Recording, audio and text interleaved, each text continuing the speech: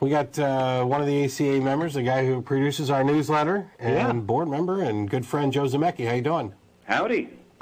Doing great.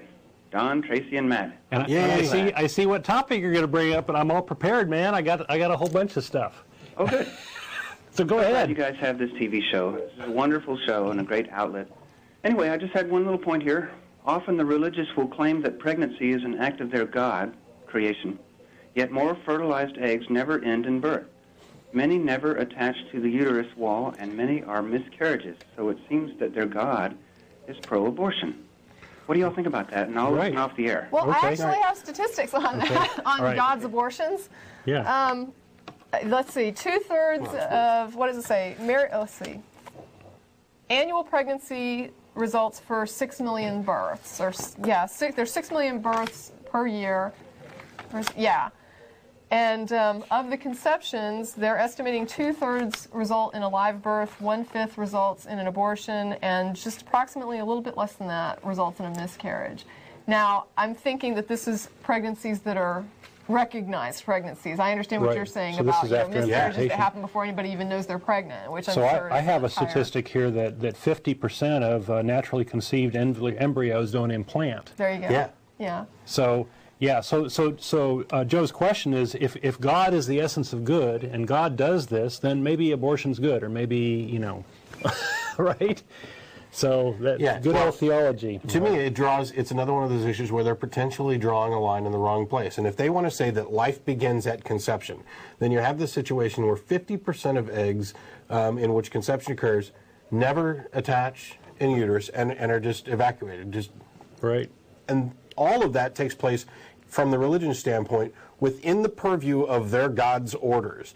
It was his idea to have this system. It was his idea for this egg and sperm to meet, and it was his idea for nothing to come of it, for it just to end up going to waste completely. So if that's the case for 50% of them, then you've got those out of those that implant where spontaneous miscarriages occur. Right. Now that's also, according to the religionists generally, God's will. So you have all of these things, but you're drawing lines in different places.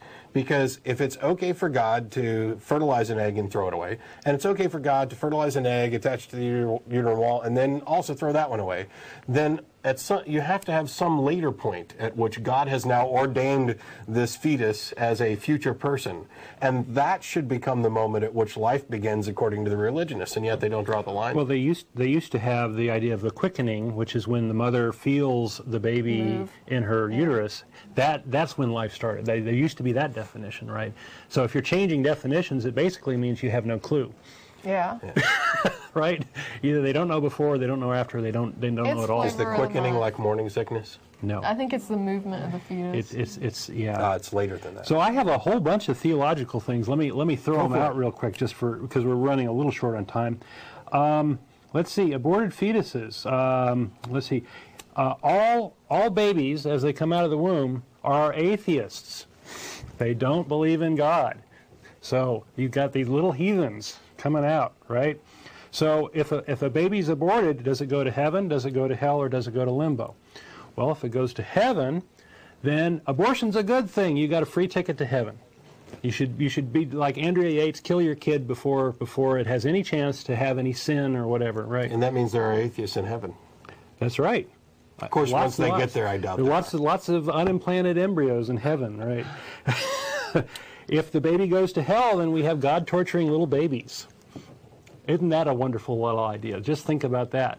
But you've got this position where the Bible doesn't actually say anything about abortion. So you have people with these exegetic interpretations saying, Jeremiah 1:5 says, I knew you before you were born, and therefore it happens at conception.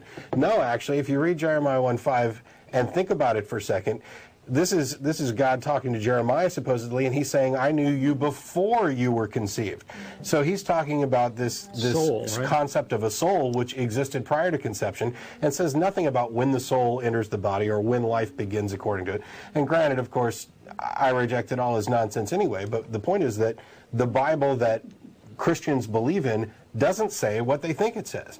And they use these other bits of the baby jumping in the womb when the mother hears joyous news, but what baby doesn't jump around in the womb? Yeah. If he didn't, I'd be worried. It'd be time to see the doctor there. And there's nothing in there, and yet they have, this becomes such a core central issue that they are dead set, absolutely certain that this is an edict from God, that this cannot happen, to the point where all other issues become secondary. Everything is less important than this. Even gay rights is less important than this. Mm-hmm. This is the core thing for so many people when it comes to voting and making decisions about, political affiliation, etc. Within general Christendom, you're not going to hell just because you had an abortion. If you are a born-again, believing Christian, whatever, that's not an unforgivable sin at all. You could, if you consider Catholics, where you go in and you do your according to the Bible, it's just a little fine, right? It's just another sin, and yet it becomes this divisive issue. Yeah.